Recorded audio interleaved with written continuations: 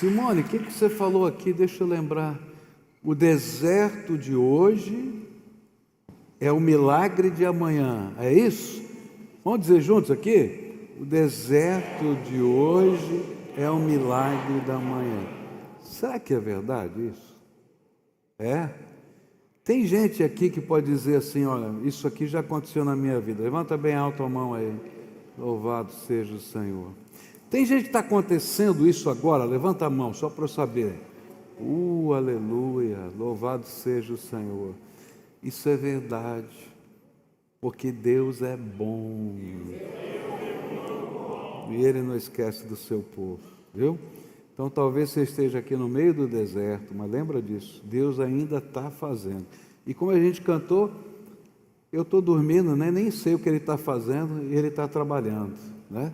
É isso que Ele está fazendo na nossa vida.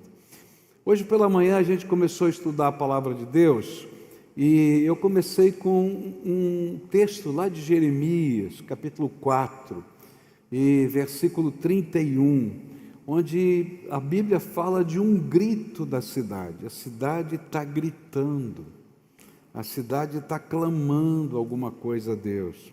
E a Bíblia diz assim, na versão da NVI que está aqui: ouvi um grito, como de mulher em trabalho de parto, com a agonia de uma mulher ao dar à luz o primeiro filho. É o grito da cidade de Sião, que está ofegante e estende as mãos, dizendo: ai de mim, estou desfalecendo, minha vida está nas mãos de assassinos. E a gente começou a conversar hoje de manhã, porque esse é um grito das cidades do Brasil. A gente falou sobre essa criminalidade tão grande, que antigamente estava nos grandes centros, mas hoje está espalhado em pequenas cidades do Brasil inteiro. A gente ouve até disso na Amazônia, lá na floresta amazônica, que está sendo controlada por organizações criminosas das mais diversas maneiras. E esse grito está chegando ao céu.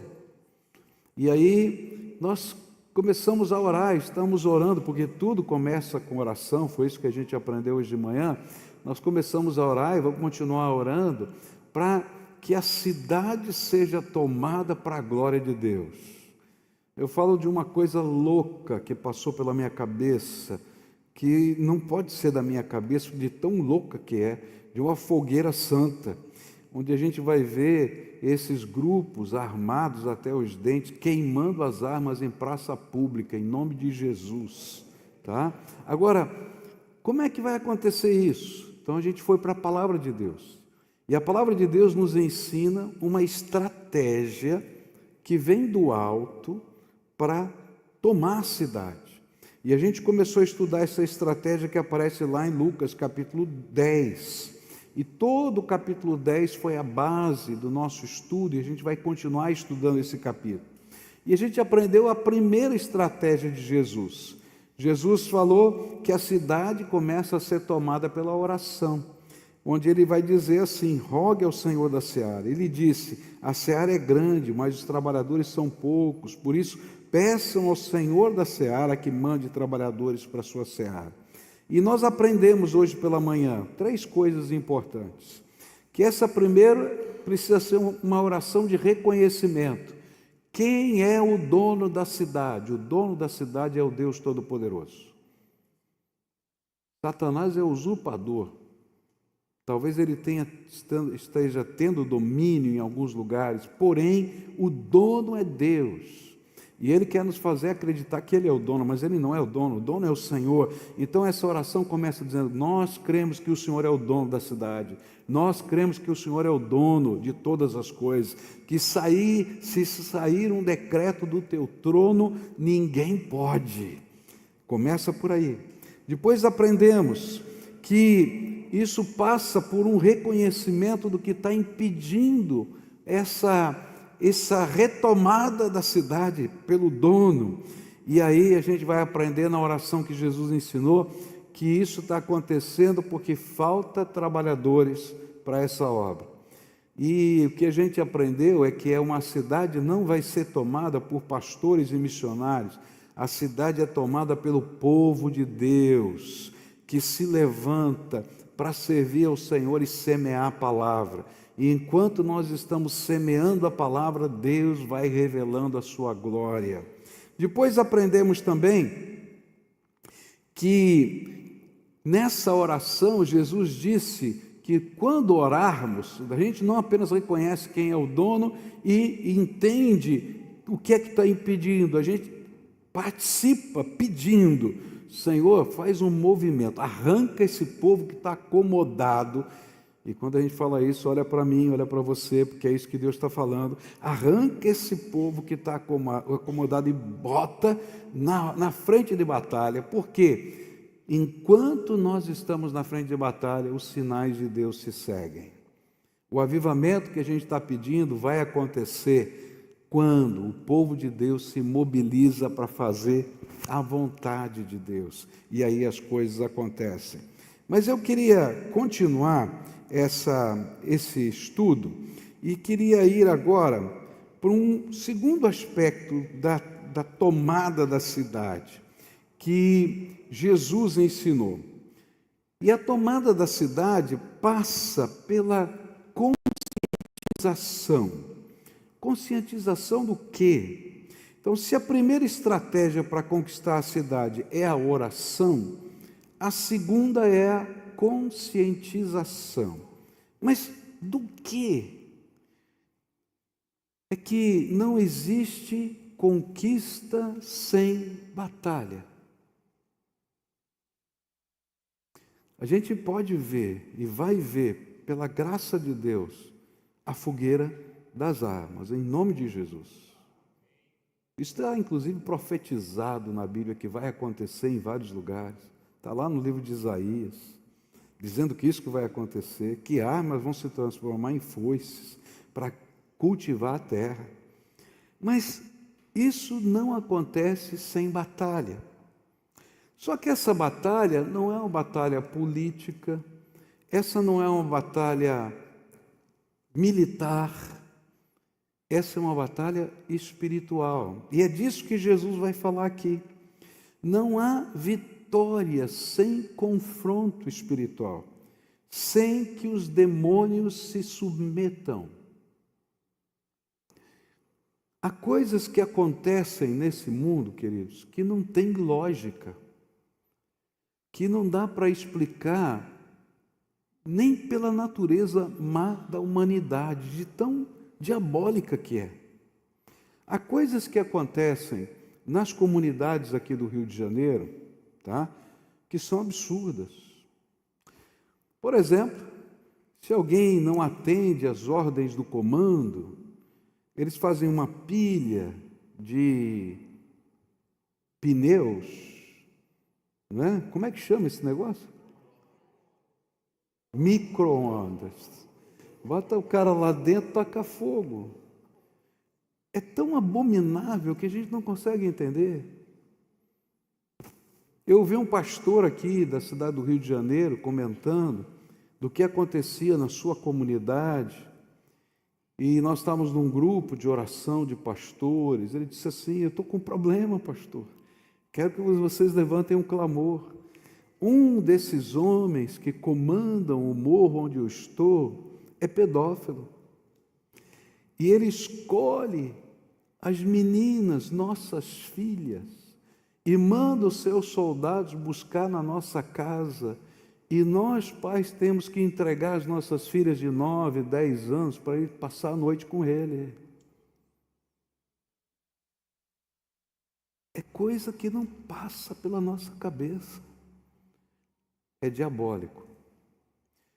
Por isso, Jesus vai dizer que a tomada da cidade passa por um confronto espiritual. E é disso que eu quero falar nessa noite. Olha só o que está na palavra de Deus, em Lucas 10, versículos 17 a 20. Olha só o que a palavra do Senhor diz.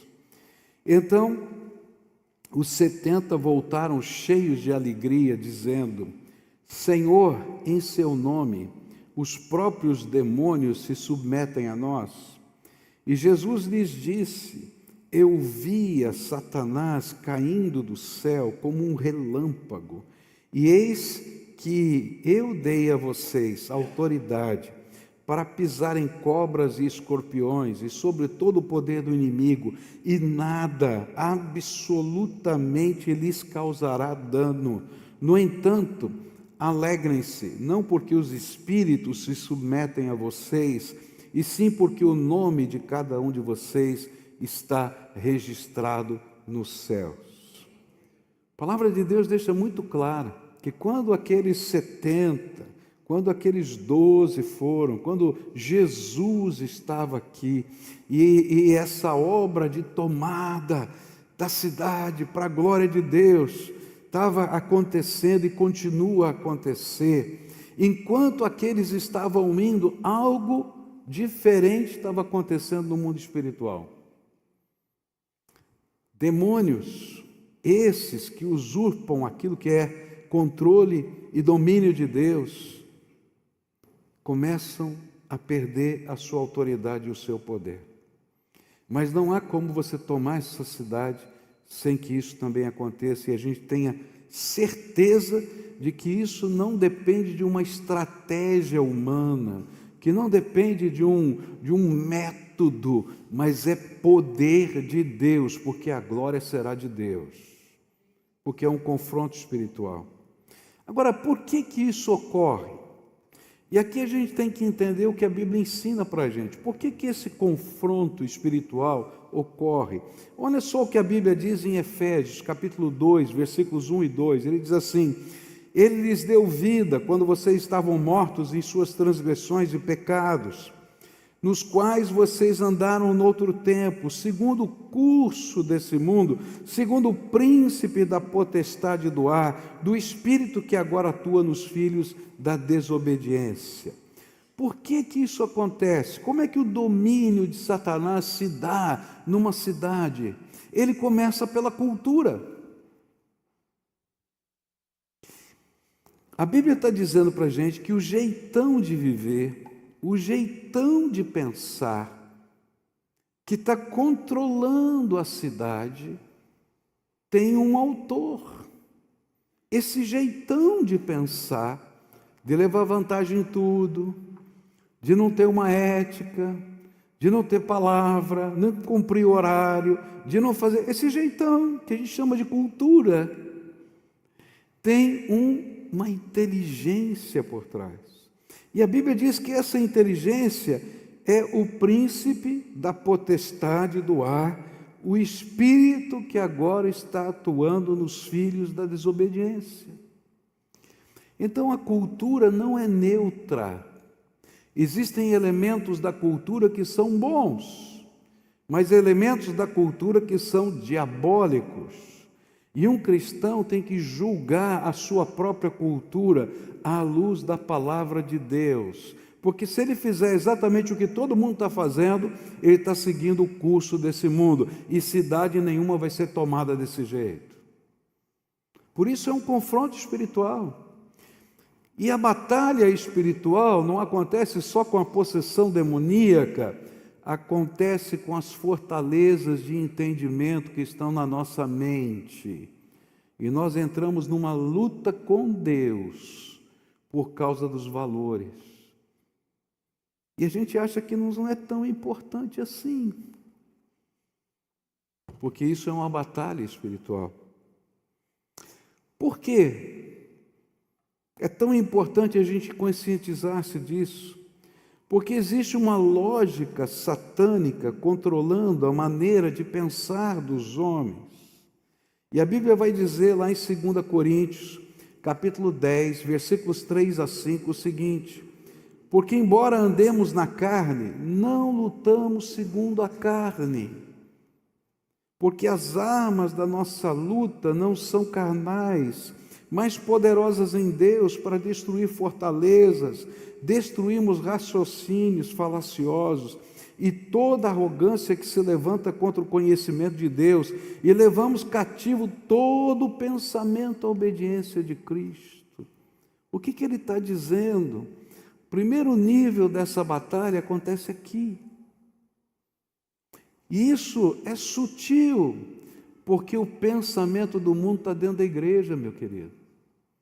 Porque se a gente for pensar como todo mundo pensa, inclusive aqui dentro, nós nunca vamos tomar essa cidade.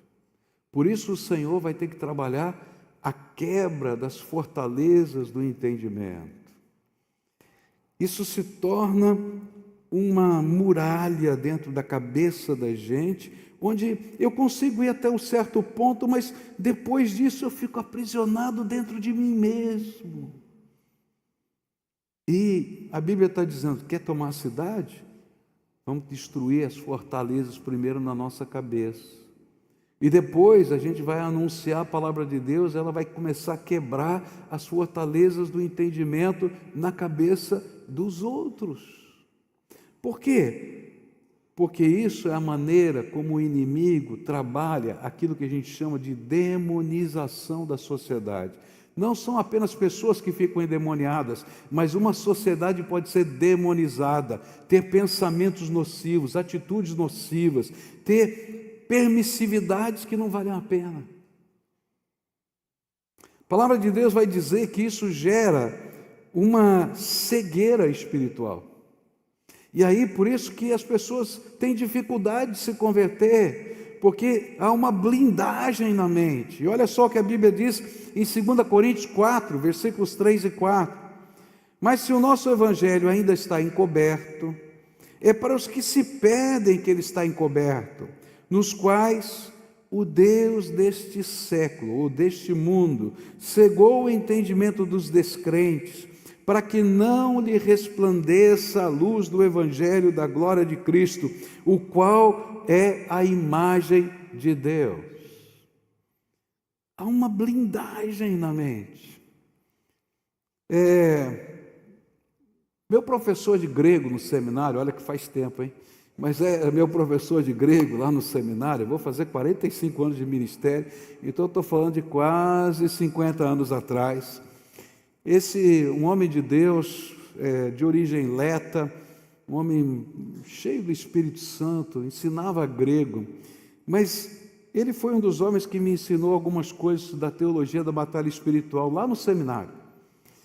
Num tempo em que Batista não falava disso, não. É verdade ou não é que eu estou falando? Não é? Naquele tempo. E ele contou uma experiência incrível sobre como é que as fortalezas do entendimento bloqueiam, cegam a nossa visão. Tá? Ele disse que ele estava evangelizando uma pessoa e ele então pediu para essa pessoa ler a Bíblia. Tá fazendo um tipo de discipulado. A pessoa estava lendo a Bíblia. Quando chegava num determinado ponto da leitura, onde aparecia o nome de Jesus como Senhor, aquela pessoa pulava para a frase seguinte. Ele falou, não, você pulou uma frase, volta aí. E ela lia e pulava de novo. E ele então falou assim, não, vou te ajudar. Pegou o dedo e mostrava assim pelo dedo. E ela pulava outra vez. E naquela hora, aquele homem nunca tinha vivido uma experiência dessa, o Espírito Santo falou assim, ela não consegue ler. Você precisa repreender o inimigo que está cegando o entendimento dela.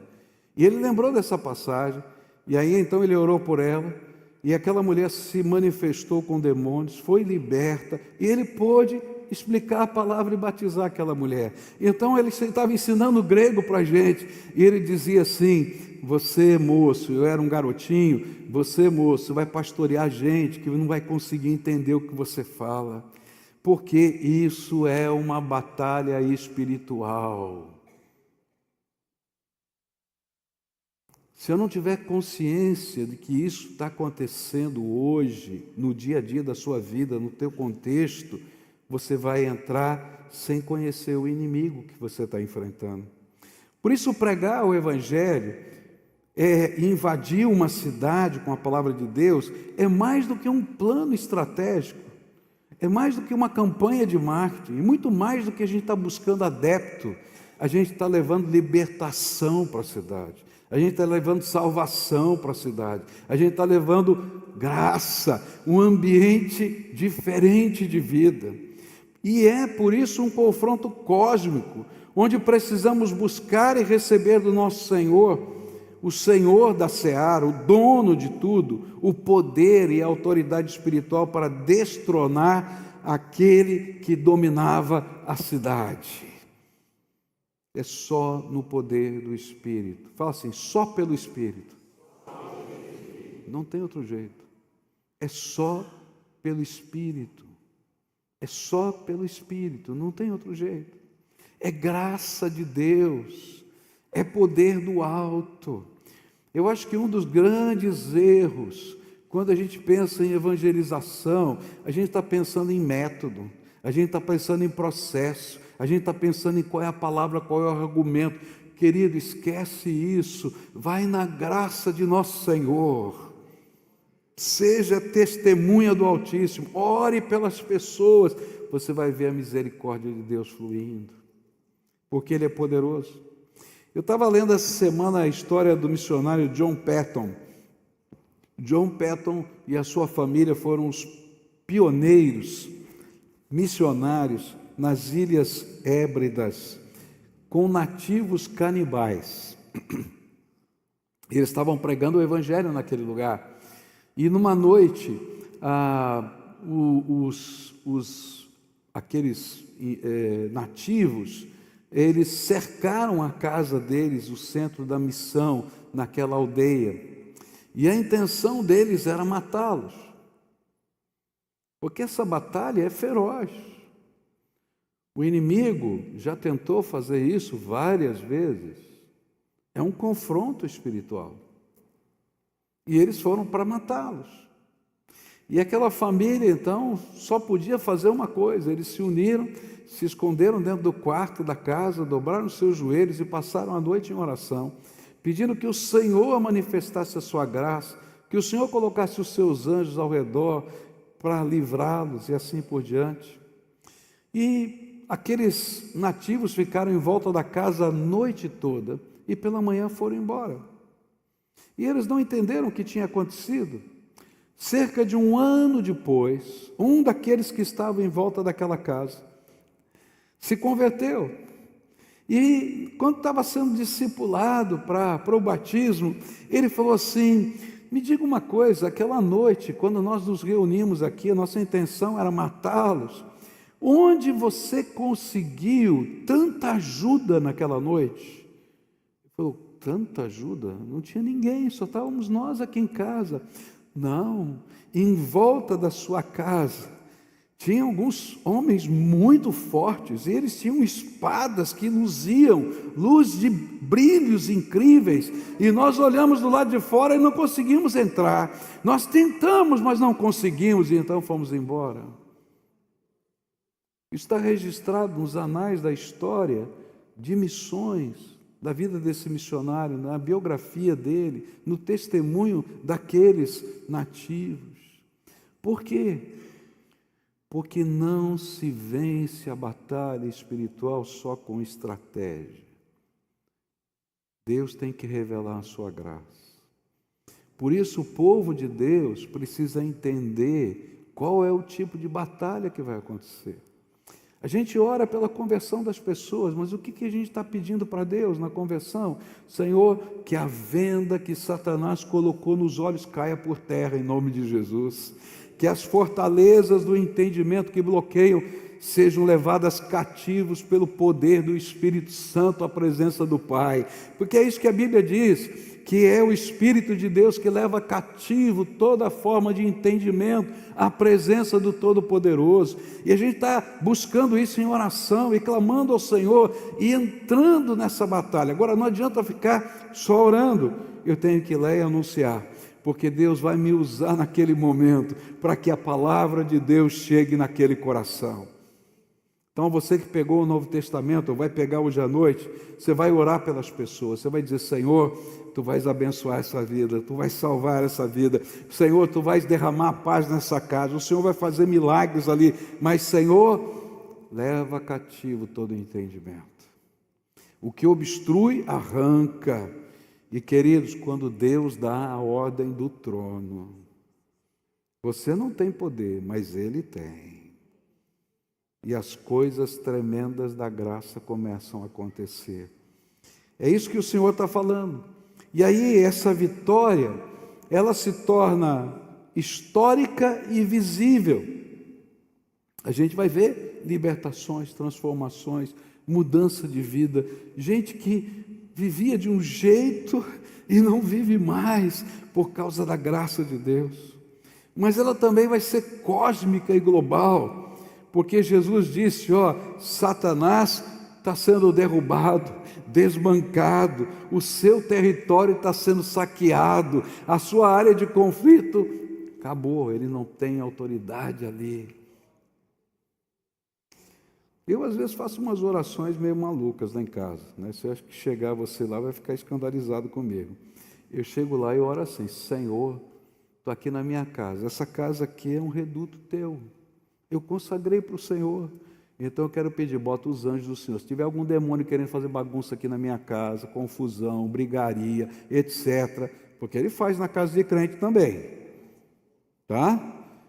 Então deixa do lado de fora, porque os anjos com a tua espada desembainhada estão aqui. Você está entendendo? Às vezes tem fortaleza na nossa mente, dentro de casa, marido brigando com mulher, e não sabe por que está brigando, por besteira. Não é verdade isso? Agressões físicas.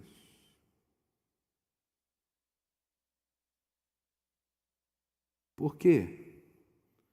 Porque se ele escandalizar o mundo com a nossa vida, aquilo que a gente prega deixa de ter sentido.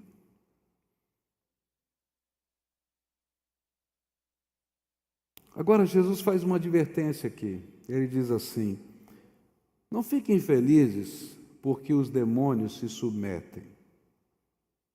Fiquem felizes por causa do nome que está escrito no livro da vida. E aqui tem uma lição para nós. Tem gente que vê demônio em tudo. Vê demônio em quadro, vê demônio em piso, vê demônio em tudo. Já viu? Tá? E fica apavorado. Não vou entrar nesse lugar não, porque, meu querido, não é isso não. Você vai em nome de Jesus, tá? E faz a obra de Deus. Agora, quero dizer uma coisa. Se alegre quando a verdadeira libertação acontece. E quando é que a verdadeira libertação acontece? Quando aquele nome é escrito no livro da vida. Porque o selo do Espírito Santo é a certeza que o maligno não lhe toca. Toda obra de libertação que não termina em conversão vai vir 7 piores demônios depois. Então a gente tem que entender que a verdadeira obra de libertação é Cristo Jesus entronizado. Jesus adverte os seus discípulos, estavam lá, olha que coisa tremenda a gente viu. Tudo bem, é verdade, porém, a alegria é a alegria da salvação. E nós devemos ser orientados pela alegria da salvação. E por isso essa conscientização é tão importante. Agora, essa resposta nos leva a uma terceira estratégia delineada pelo Senhor Jesus.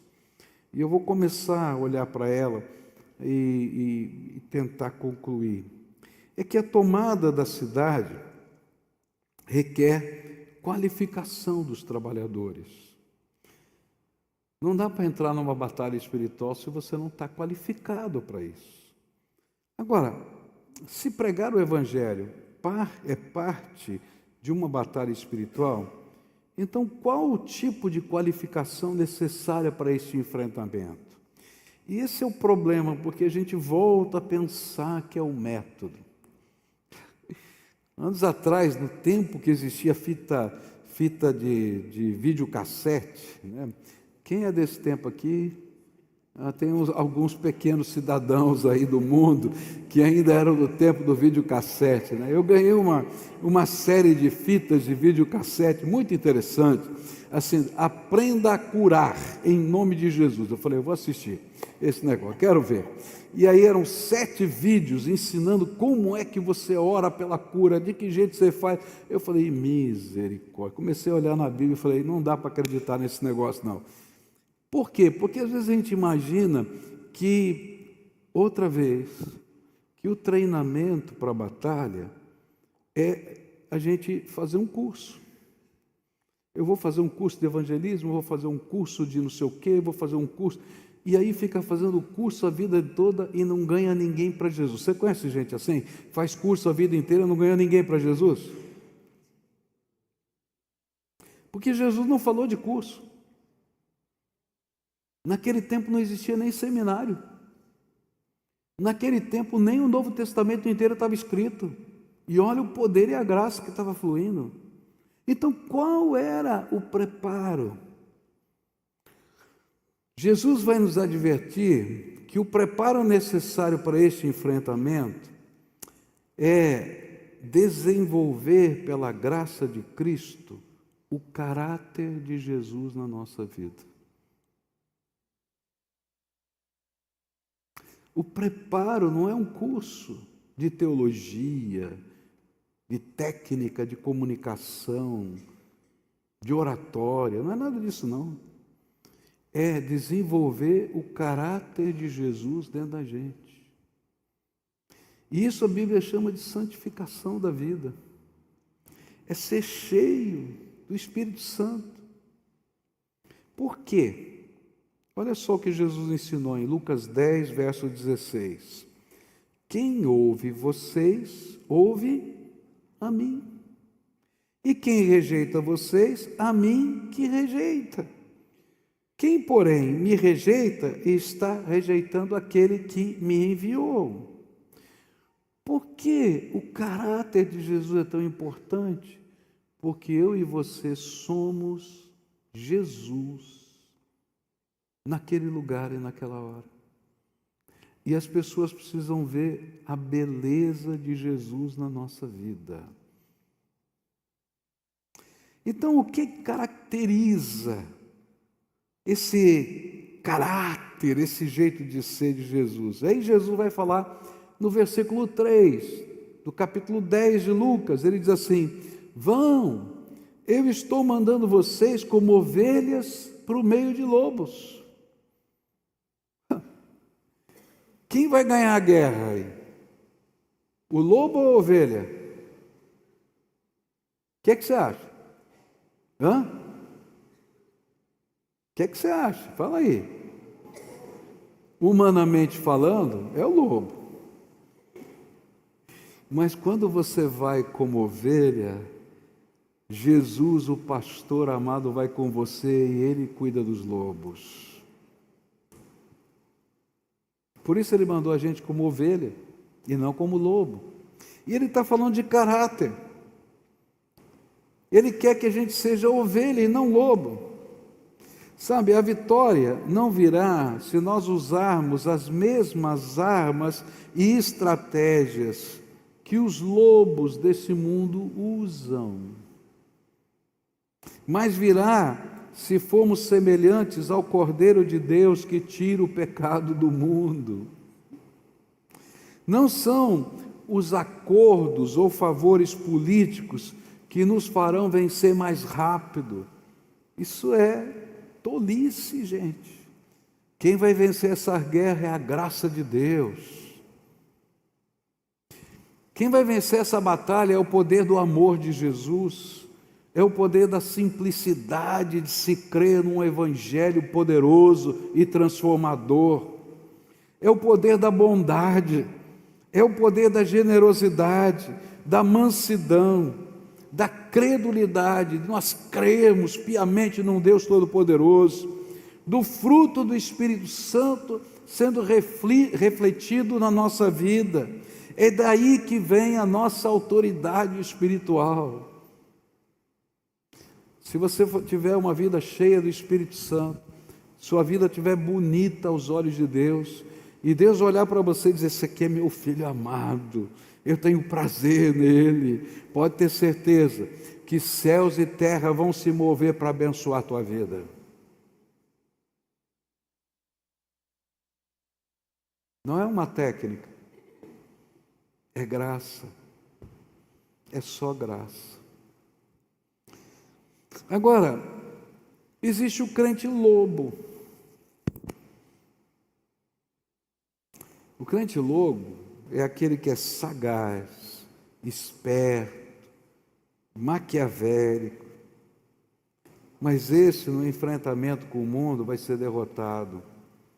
E, meus irmãos, tem tanto crente lobo por aí que envergonha a gente. A gente escuta e diz: pelo amor de Deus, isso veio da boca de um crente. Dá vergonha. E o pior é que esse crente lobo, ele às vezes até evangeliza, mas o que ele tenta construir com palavras é destruído pelos seus atos e se torna pedra de tropeço ao avanço do Evangelho. Agora, o crente ovelha, ele é humilde, simples, amável, puro, mas ele é lobo que foi transformado pelo poder da graça em ovelha. Lobo que diz: eu já fui assim, agora Jesus me fez assim. E então esse é capaz de crer no poder do amor de Jesus e da graça poderosa para recuperar, para salvar qualquer lobo dessa terra. Não importa qual seja o lobo dessa terra, há poder salvador em Cristo Jesus para transformar. E ele vai dizer: como você crê nisso? Porque eu já fui lobo, mas ele me fez ovelhinha do seu pasto. É assim que funciona no reino de Deus. E aí ele pode ser gente boa, ele pode ser gente boa, pode ser gente generosa, cheia de fé, porque ele crê no poder de Deus, ele crê na oração, ele crê no Deus que coloca os seus anjos, ele crê, e Deus honra essa vida. O pior, meus irmãos, é que a igreja está cheia de crente lobo, e às vezes tem tão pouca ovelhinha. E por isso há tão poucos trabalhadores da seara. Porque se essa obra fosse uma obra só de estratégia humana, de recurso financeiro, esse mundo já estaria transformado. Mas essa obra não é feita só com essas coisas, ela é feita no poder do Altíssimo.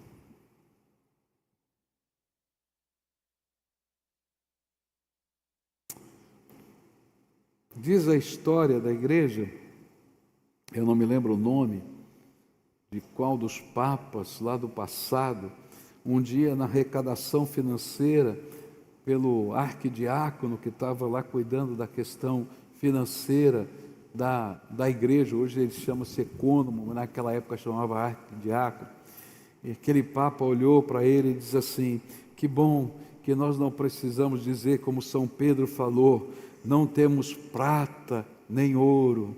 E o arquidiácono olhou para o Papa e disse assim: que pena é que não podemos dizer hoje, levanta e anda em nome de Jesus. Consegue perceber?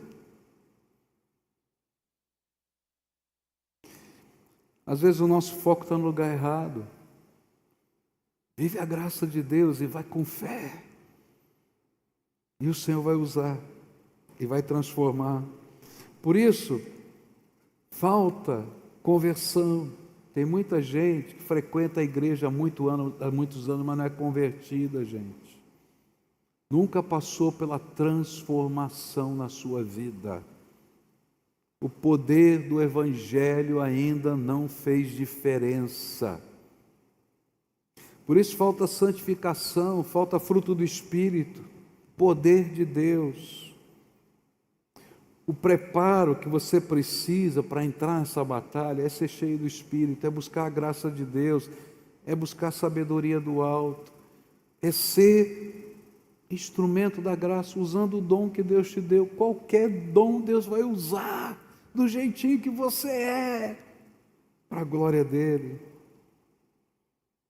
A minha pergunta é: tua vida é cheia do Espírito Santo? Essa é a busca ardente da tua alma? Então, querido, se você pode responder sim, isso não é orgulho, não, é de alguém que está buscando graça de Deus. Então se comprometa com essa obra. Mas, se você tem dúvidas, então é hora de crescer, de amadurecer espiritualmente e de entrar numa busca que seja verdadeiramente pela graça transformadora, poderosa, miraculosa do Todo-Poderoso. E aí a gente busca servindo, porque não tem nada melhor para quebrar o nosso orgulho do que quando Deus mostra que a gente não pode. A gente vai e descobre que não sabe, que não pode, que não tem. E aí que Deus faz? Vem aqui que eu vou te dar. E aí você vai se derramar na graça de Deus. E Deus vai derramar poder, graça, sabedoria. E Ele vai ser o nosso preparo. Por isso, a Bíblia vai dizer que essa obra não é só de ovelhas, mas é também dos pequeninos dessa terra. Verso 21 diz assim: naquela hora Jesus exultou no Espírito e exclamou: graças te dou, ó Pai, Senhor do céu e da terra, porque escondeste estas coisas dos sábios e instruídos e as revelaste aos pequeninos. Sim, ó Pai, porque assim foi do teu agrado. É interessante que não são os sábios e entendidos, nem os poderosos deste mundo que vão fazer essa obra. É gente simples, porque a glória vai ser de Deus. Gente que diz: eu não sei, eu não posso, mas Tu podes, Senhor. E a gente vai em nome de Jesus. Por quê? Porque são os pequeninos e simples que recebem a revelação do Pai. Se você é muito grande, demora muito para encher com o Espírito Santo. Agora, se você é pequenininho, uma gota de orvalho do céu transborda. E aí, quando a gente se coloca diante de Deus, dizendo: Senhor, eu estou aqui para fazer a Tua vontade, do jeito que eu quiser. Eu tenho medo, eu não sei, mas eu sei que Tu és poderoso. Eu vou em nome do Senhor dos Exércitos. E sabe, queridos, gigantes caem quando a gente vai em nome do Senhor dos Exércitos. Foi isso que Davi ensinou para a gente, não é? Disseram para ele: põe a armadura de Saul, pega a espada. Ele foi andar, não conseguiu andar. Ele foi lá e pegou 5 pedrinhas, pegou a funda dele e um cajado. Nenhuma espada ele pegou. Agora, o que eram as 5 pedrinhas, a funda e o cajado? Eram as ferramentas de um pastor. Ele foi para a guerra com as ferramentas do pastor. Quando o gigante olhou para ele e falou assim: você acha que vai lutar comigo? Eu, um homem experiente, 3,20 metros de altura que ele media, tá? A ponta da lança, o colete dele, a couraça dele, feita de chapa de metal, pesava 70 quilos. A ponta da lança pesava 15 quilos.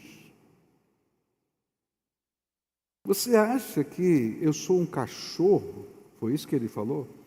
Para você lutar comigo com pedra e pau? Eu vou arrancar, eu vou destruir você. Ele falou assim: eu não estou indo para você como um guerreiro.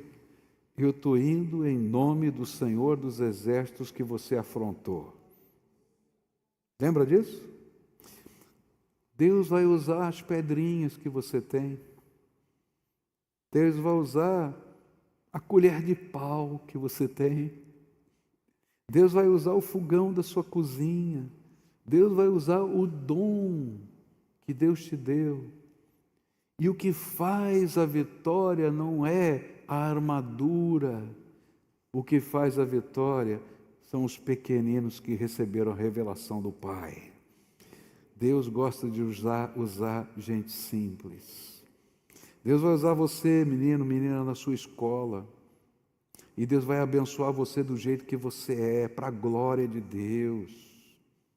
Vai usar lá na sua empresa. Deus vai começar a fazer os sinais dele, as maravilhas dele ali. Ele vai fazer coisas extraordinárias. Porque esse é o jeito de Deus de tomar uma cidade, não tem outro. E aí, eu queria concluir dizendo para você, o que Jesus está ensinando para a gente? Tudo depende do Senhor e não de nós. É louco sonhar com a fogueira das armas. Cada hora que eu penso nesse negócio, eu falo, Deus, é tão louco que não pode vir da minha cabeça. Tenha misericórdia. É louco demais isso. É louco demais. Mas aí o Espírito Santo fala para mim assim, eu não estou falando que você vai fazer, você não pode fazer. Mas eu sou o Deus Todo-Poderoso, que posso todas as coisas. Eu só quero um povo que creia, que vai usar a cozinha, que vai usar a colher de pau, não para bater em ninguém não, para fazer alguma coisa, que vai usar o dom, o talento, o jeito de ser, do jeitinho que você é, e vai dizer, Senhor, me faz para a tua glória, que tem o caráter de Jesus, que tem uma vida bonita, cheia do Espírito Santo, e o resto Deus vai fazer. E sabe o que vai acontecer? Aquela mesma alegria daqueles 70 que foram, e eu imagino, coitadinho dos 70, eles tinham uma régua muito alta. Quem mandou eles era Jesus. Eles viram Jesus fazer ressurreição, eles viram Jesus curar cego de nascença, eles viram, Senhor, como é que a gente vai na tua frente? E aí eles voltam dizendo, não é que funciona esse negócio, olha só.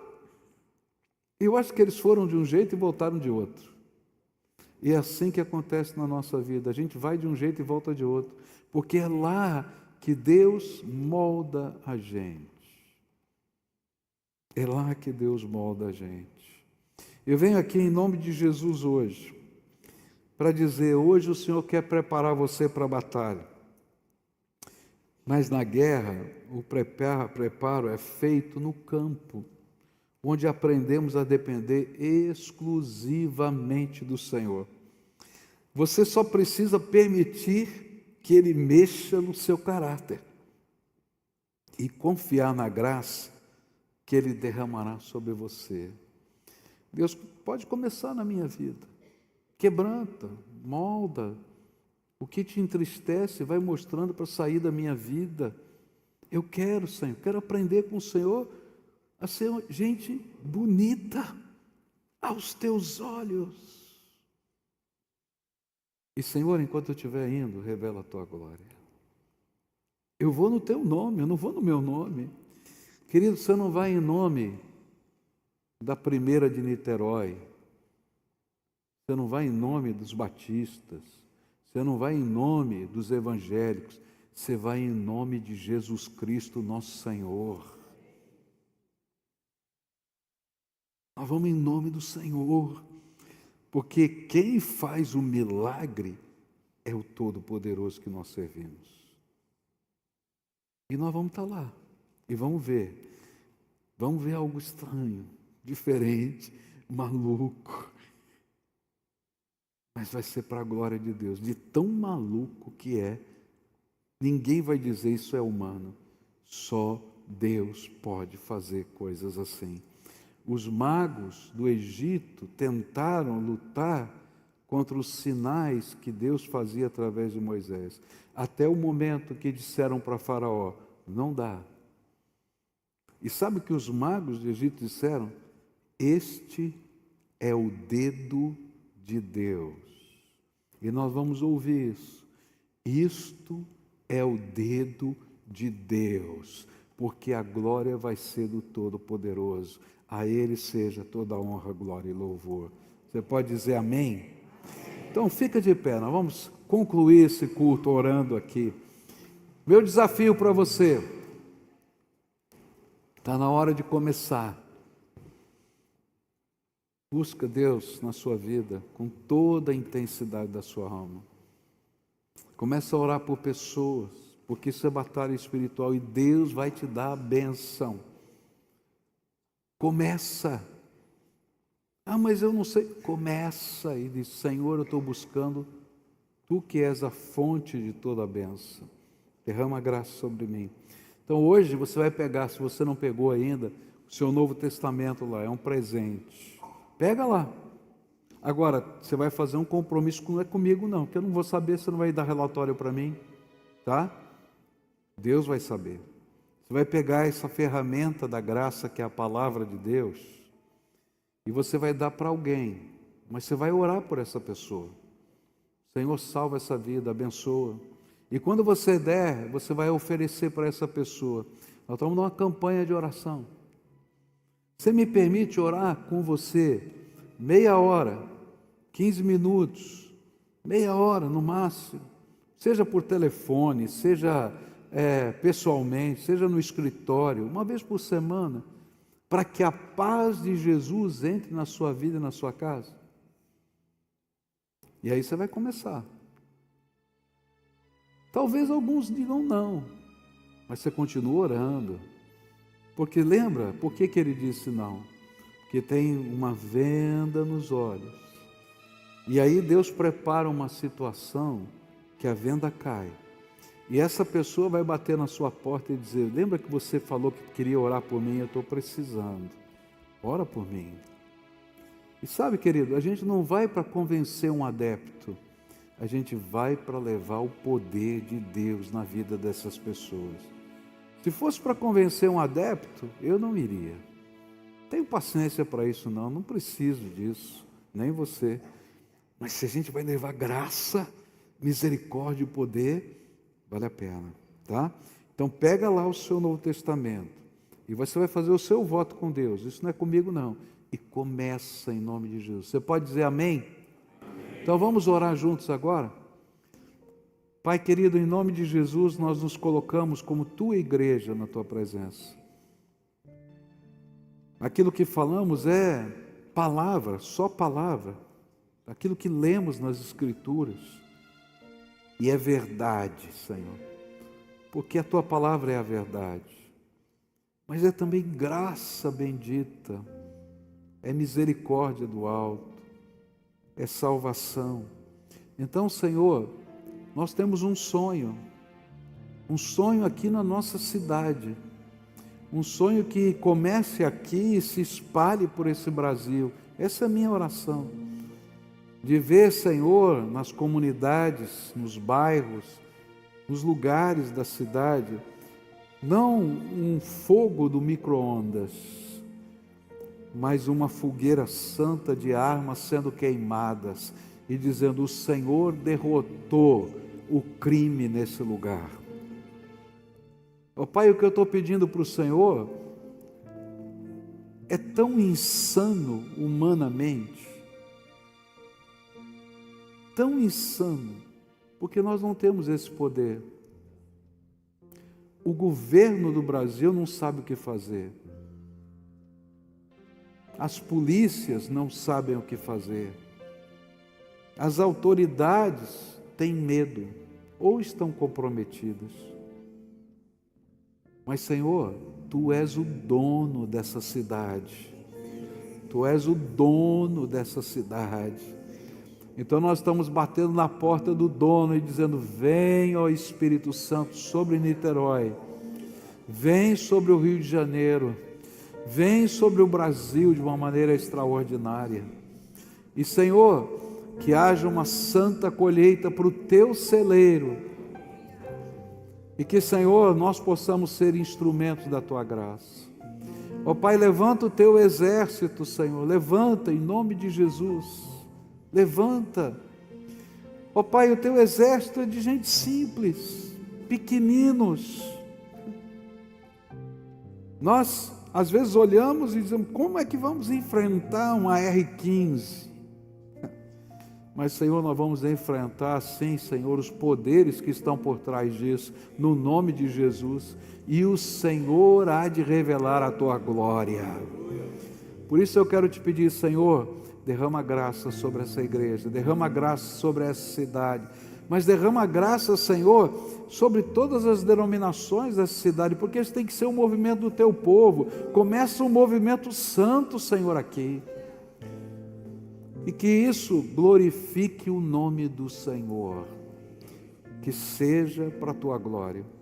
Pai, começa no nosso caráter, na nossa visão de vida, nos nossos valores, mas revela a Tua glória, Pai, revela a Tua glória. Ó Pai, Alguns têm vivido essa batalha dentro de casa. E eu quero te pedir hoje, Pai, em nome de Jesus, coloca os anjos do Senhor acampados ao redor das casas dos teus filhos. Assim como ouvimos a história de John Patton, aquele missionário, que eles estejam lá também, protegendo e guardando, e que o inimigo não entre dentro de casa, para criar confusão, divisão, briga, desamor, mas ao contrário, que aquele seja o lugar da paz, Senhor Jesus, da bênção, da misericórdia, da salvação, da transformação. Que pais aprendam a discipular os seus filhos, que filhos que não têm pais crentes aprendam a discipular os seus pais, e que haja um santo mover do Espírito Santo. Escuta, Deus, a nossa oração, é aquilo que oramos em nome de Jesus. Amém e amém.